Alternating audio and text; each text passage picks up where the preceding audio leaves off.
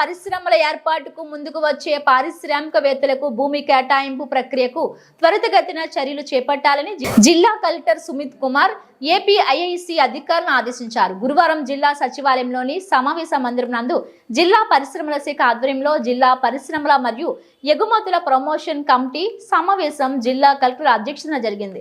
ఈ సందర్భంగా జిల్లా కలెక్టర్ మాట్లాడుతూ జిల్లాలో పరిశ్రమల స్థాపన కొరకు ముందుకు వచ్చే ఔత్సాహిక పారిశ్రామికవేత్తలకు భూమి కేటాయింపు ప్రక్రియను సంబంధిత శాఖల సమన్వయంతో త్వరగా పూర్తి చేసేలా చర్యలు చేపట్టాలని ఏపీఐఐసి అధికారులను ఆదేశించారు. పరిశ్రమల స్థాపన ద్వారా ఉపాధి అవకాశాలు మెరుగుపడతాయని ఈ దిశగా అధికారులు పనిచేయాలన్నారు. జిల్లాలో 55 భారీ పరిశ్రమల ఏర్పాటుతో 18,219 మందికి ఉపాధి అవకాశాలు, 34,700 సూక్ష్మ, చిన్న, మధ్య తరహా పరిశ్రమల ద్వారా 1,38,800 మందికి ఉపాధి అవకాశాలు కల్పించడం జరిగిందని, మరో 3 భారీ పరిశ్రమల ఏర్పాటుకు చర్యలు చేపట్టడం జరుగుతుందని తెలిపారు.